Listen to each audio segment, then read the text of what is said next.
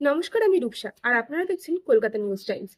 আজকে 13ই মার্চ এবং এই মুহূর্তে আমরা দাঁড়িয়ে রয়েছি শিয়ালদা স্কটল্যান্ড বঙ্গবাসী কলেজের একদম সামনে, যেখানে একটি সাংবাদিক সম্মেলনের আহ্বান জানিয়েছেন হিন্দু শক্তি সেনা এবং তাদের কিছু বর্তমান পরিস্থিতির ওপর কিছু বক্তব্য তারা তুলে ধরতে চাইছেন। এবং সেই বক্তব্য শুনতে হলে চোখ রাখতে হবে কলকাতা নিউজ টাইমসের পর্দায়। সংযুক্ত হিন্দু শক্তি সেনা ভারতবর্ষকে পশ্চিমবঙ্গের অনেক ছোট ছোট সংগঠন আছে, সংগঠনকে মিলিয়ে এই সংগঠনটা আমাদের বহু বছর ধরে সংগঠনটা আমরা বহুদিন ধরে ছোটখাটোভাবে কাজকর্ম করছি এবং ছোট ছোট সংগঠনগুলোকে যে কাজগুলো করছি সেই সংগঠনের আমাদের ক্যাশিয়ার নাম বলুন দাদা। নিখিল চন্দ্র বৈদ্য। হ্যাঁ, আর উনি হচ্ছে পুলকেশ দাস, উনি হচ্ছে জাগো সনাতনের সেক্রেটারি যে ইয়ে আছে, উনি সুকুমার মন্ডল একটু পর্দাও বলে আমাকে শক্তি সেনার সভাপতি, উনি হচ্ছে বিশিষ্ট আইনজীবী নিপেন রায়, উনি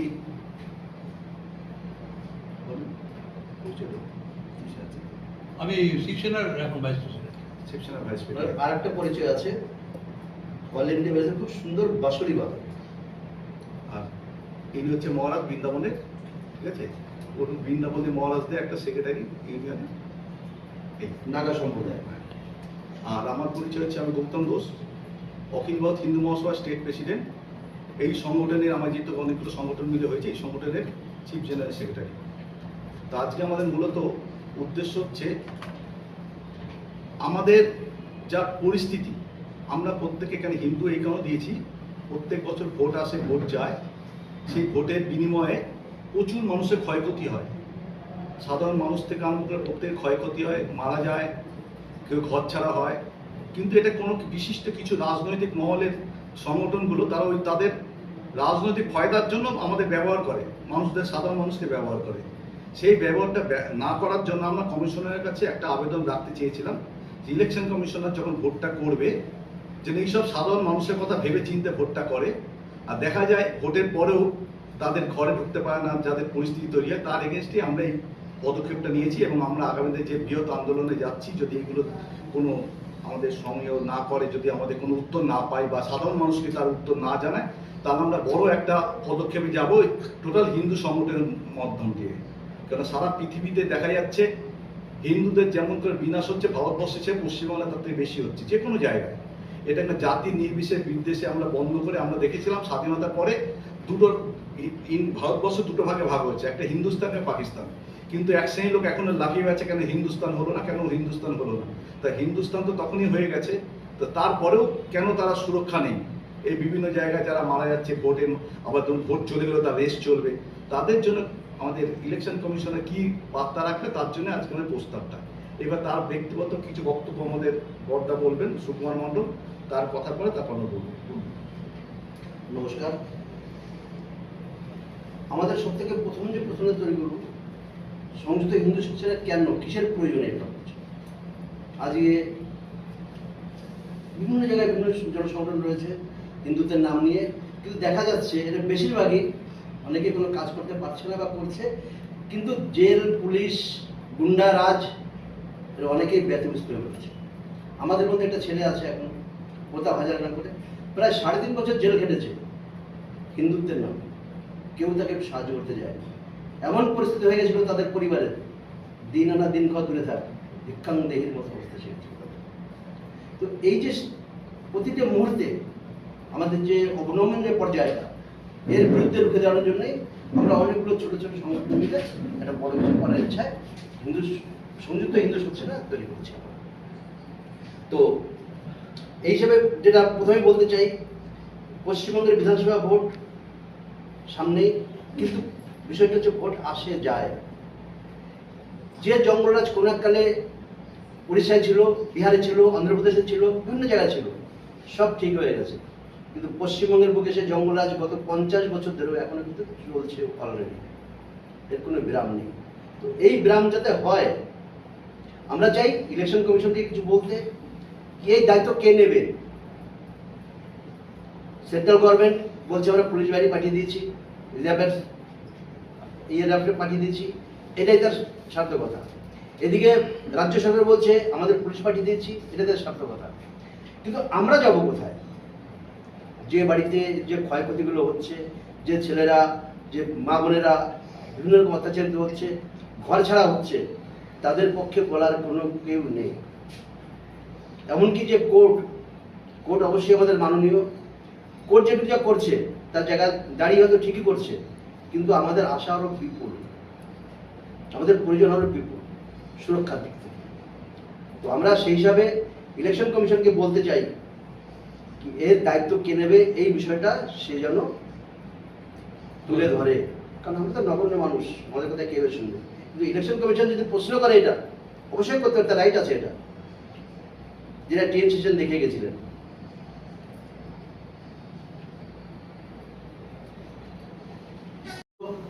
হ্যাঁ, দ্বিতীয় তথ্যের ভিত্তিতে কিন্তু দেশ ভাগ হয়েছিল, সকলে জানে। কিন্তু সমস্যাটা কথা হয়েছিল, যারা দিনের বেলা ঘুরেছে হিন্দুস্তানে, রাত্রে খাওয়া দাওয়া করেছে, শুয়েছে হিন্দুস্তানে, সকাল থেকে পাকিস্তান হয়ে গেছে। তাদের সামনে তিনটে অপশন ছিল, হয় মরো, নাহলে দেশ ছেড়ে চলে যাও, নাহলে মুসলমান হয়ে যাও।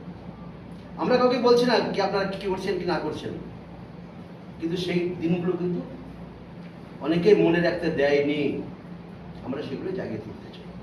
যেমন উপরে যে তিনটে ফটো আমি বলেছি আপনাদের, মহান ব্যক্তিত্ব টিপল বোস, মাঝখান থেকে ওনাকে ইতিহাস থেকে দূরে সরে রেখে দেয়। কেন? আজাদিন ফৌজ তিনি তৈরি করেছিলেন, কোথাও ছোট ছোট আকারে পাওয়া যায়, এর বেশি কিছু না। ঠিক এই যে জিনিসগুলো ভুলে গিয়েছি আমরা, ভুলে দেওয়া হয়েছে, আমরা সেগুলোকেই টেনে তুলতে চাই উপরের দিকে। আমরা হিন্দু, আমাদের দেশ আজকে আমরা এখানে নিপীড়িত নির্যাতিত বসে আছি। এমনকি কারণ নাম ধরে বলবো না, তবে যারা সাংবিধানিক দায়িত্বের শপথ নিয়ে বসে আছেন রাজনীতির সর্বোচ্চ শিখরে এই বাংলার ক্ষেত্রে, তারাই বলছেন সেদিন, যদি ওরা একযোগ হয়ে আসে আপনারা পারবেন তো ঠেকাতে? সম্পূর্ণ দেশদ্রোহিতার আওয়াজ এটা। আমরা ভবিষ্যতে এ নামে কেসও করতে চাই, কিন্তু সমস্যাটা হচ্ছে কোন এক হিন্দু ব্যক্তিত্ব কেস করতে গিয়েছিলেন সুপ্রিম কোর্টে, কিন্তু সেখান থেকে সেটা খারিজ হয়ে যায়। কেন খারিজ হলো বুঝতে পারিনি, বুঝতে পারলাম না, অনেকেও বুঝতে পারেনি। দেশের বিরুদ্ধে যদি কথা বলে, দেশের নাগরিক বিরুদ্ধে কথা বলে, তার বিরুদ্ধে দেশদ্রোহিতার কেস হবে না, এটা তো হতে পারে না, কিন্তু সেগুলো হচ্ছে। দিয়ে আমি একটা বার্তা দিতে চাইছি। আগামীকাল আমাদের মাননীয় প্রধানমন্ত্রী আসছেন, তো ওনার কাছে আমি বার্তা পৌঁছতে চাইছি আপনাদের মাধ্যমে, যে পশ্চিমবঙ্গ ভারতবর্ষের দায়িত্ব স্বাধীনতার আগে থেকে নিচ্ছিল এবং সেটা এখনো নিয়ে চলেছে। আপনার মাননীয় মোদীজি আপনার কেন্দ্রে যেরকমভাবে আমাদের ওই ধর্ণা মঞ্চ থেকে বলা হতো উল্টে দেবো, তো আমরা দেখছি সমস্ত ওয়াক বিল থেকে আরম্ভ করে CAA থেকে আরম্ভ করে সমস্ত ব্যাপারে আমাদের মাননীয় দিদি তার এমপি 29 জন এমপি সাহায্য করেছে, ঠিক আছে, ভালো করেছে। তো মাননীয় মোদীজি বাংলার দিল্লির দায়িত্ব কতদিন নেবে? আপনার নড়বড়ে চেয়ারের দায়িত্ব বাংলার খাতে কেন? বাংলা, আমাদের বক্তব্য হচ্ছে বাংলা শেষ হয়ে যাচ্ছে। এখানে কেন্দ্রীয় সরকারের কর্মীরা, অফিসাররা কাজ করতে পারছে না, তাদের হাত থেকে ফাইল চিনিয়ে নেওয়া হচ্ছে। এইখানে গভর্নমেন্ট মেশিনারি সমস্ত ডিপ্লয় করা হচ্ছে to hush up the evidence, যেটা আপনারা দেখেছেন তিলোত্তমা কেসে। তো এখানে কত লোক প্রতারিত হয়েছে, নারদা সারদা কেলেঙ্কারি আরম্ভ করে, কত চিট ফান্ডে কত হাজার হাজার কোটি টাকা নষ্ট হয়েছে। এই বাংলা এখন অসুস্থ আছে। এই অসুস্থতার সময় ইলেকশন করার কি প্রয়োজন আছে? আপনারা রাষ্ট্রপতি শাসন করতে পারেন, একদিন নরেন্দ্র মোদী 1 মাস চালান না, 1 বছর চালান না, আমাদের দেশটাকে, আমাদের রাজ্যটাকে একটু সুস্থ হতে দিন না। আপনি সুস্থ হতে দিন আমাদেরকে। আমাদের প্রত্যেকটা ইলেকশনে, কালকে আমি গিয়েছিলাম অভিজিতের বাড়িতে, যে ছেলেটাকে মারা হলো পিটিয়ে, তার এখনো বিচার হলো না। তারপরে 1600 কেস আছে যাদের বিচার এখনো হয়নি। গত ইলেকশনে 1600 কেস হয়েছে, রেপ, মার্ডার, লুট, অগ্নিসংযোগ, তারপরে ঘাতক হামলা, এই সমস্ত হয়েছে, তার বিচার এখন হলো না। মহামান্য আদালতকে আমরা বলেছি, পিটিশন আজ কাল করে 3 দিন হয়ে গেল, আমরা একটা পিটিশন চলছে, কেন ইলেকশনটা পোস্টপোন হবে না? সেই মামলাটা আমাদের এই 1 সপ্তাহ ধরে ঝুলেই আছে। তো জানি না এবার সোমবার হবে কিনা। তো বক্তব্য হচ্ছে যে দেশে রাজনৈতিক অস্থিরতা এবং হিংসা প্রবলভাবে চলছে, আগে হিংসাটা থামাবেন। সুগারের রোগীদের অপারেশনটা করা যায়, সুগারটা ঠিক করতে হয়, তারপর অপারেশন করতে হবে।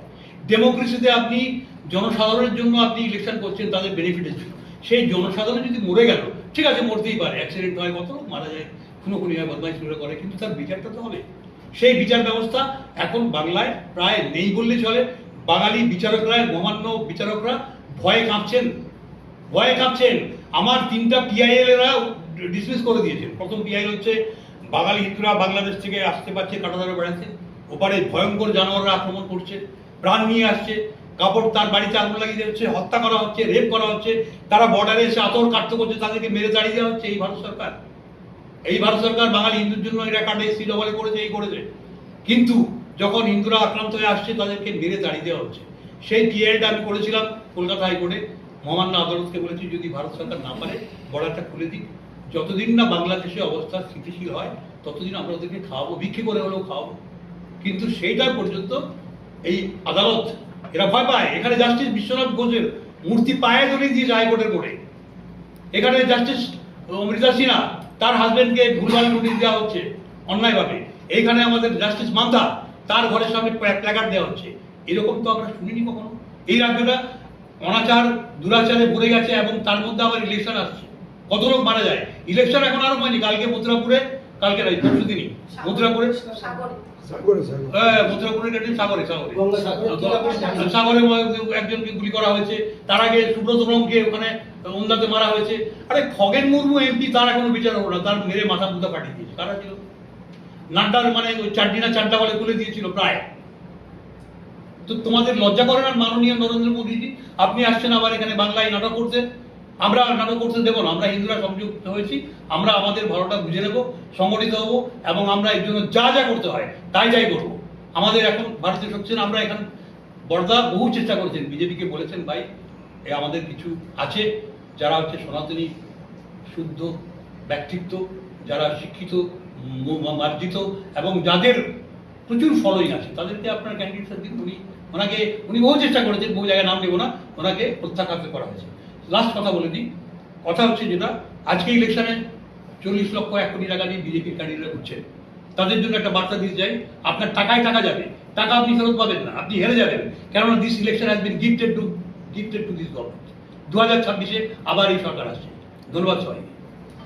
ভারতবর্ষ ধর্মনিরপেক্ষ দেশ। সেই ধর্মনিরপেক্ষতা দেশে আমরা দেশটাকে ভাগ করে দিলাম দ্বিজাতিতন্ত্রের উপর ভিত্তি করে।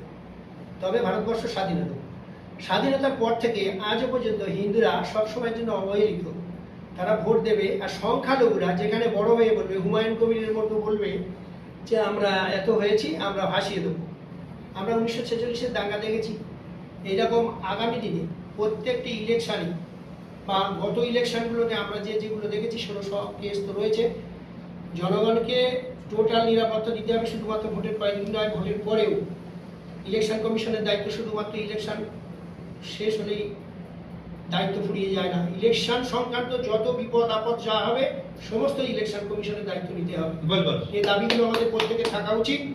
আগামী দিনে আরো নিরাপত্তার সঙ্গে আরো সুনিশ্চিতভাবে, শুধুমাত্র এদের মাধ্যমে ওদের মাধ্যমে, ইনভিটারের মাধ্যমে, ফোন ঘুরিয়ে দিয়ে, ক্যামেরা ঘুরিয়ে দিয়ে সব কিছু নির্বাচন কমিশন কি জানে না? সব তার নিজেদের তাবেদারি সরকার, নিজেদের সরকারকে নিজেদের আখেরে গুছাবার জন্য যে অতীতে যতগুলো সরকার আছে, কোনো কাজও পর্যন্ত কেউ গণতান্ত্রিকভাবে কোনো কিছু করেনি। যা কিছু হয়েছে এই নেতাতান্ত্রিক। শুধুমাত্র গণতন্ত্রের গুলি হবে, নেতাতান্ত্রিক, নেতারা যা বলবে তাই হবে। আগামী দিনে সেই সরকার নেতাতান্ত্রিক বাদ দিয়ে গণতান্ত্রিক হোক, অথবা সংবিধানে লেখা হোক এটা নেতাতান্ত্রিক। নেতাতান্ত্রিক গুলি আমরা গণতন্ত্রকে ব্যবহার করে সরকার গঠন করে জনগণকে বিপদে ফেলা যায়। আমি একটা মুখ্য বক্তব্য রাখতে চাই। আমরা বহু বছর ধরে কাজ করছি, যেখানেই গেছি প্রথম দিকে অনেকে সাম্প্রদায়িক বলতো, অনেকে বলতো, এখন অবশ্য বলে না। আমরা কিন্তু সাম্প্রদায়িক নই, কোনো মুসলমানের প্রতি কোনো রাগ নেই, বিদ্বেষ নেই। আমরা শুধু এটাই বলতে চাই কি আপনারা আপনাদের জন্মের যে ইতিহাস, আপনাদের বাপ ঠাকুরদার ইতিহাস খুঁজেটা কিন্তু পাওয়া যাবে কি তারাও কিন্তু হিন্দুত্ব থেকে কনভার্টেড। তো আমরা শুধু এটাই বলবো কি আপনারা বুঝুন, ভাবুন, দেশটা আপনারও অবশ্যই, কিন্তু কখন? যখন দেশের মাটিকে আপনারা আপনাদের বলে মনে করবেন। আমরা চাই আপনারা আপনাদের বাপ ঠাকুরদার ধর্মে ফিরে আসুন, সব লেটার চলে যাক, সারা পৃথিবীর 90% সমস্যা এতেই সমাধান হয়ে যাবে। নমস্কার। এবার প্রশ্ন উত্তর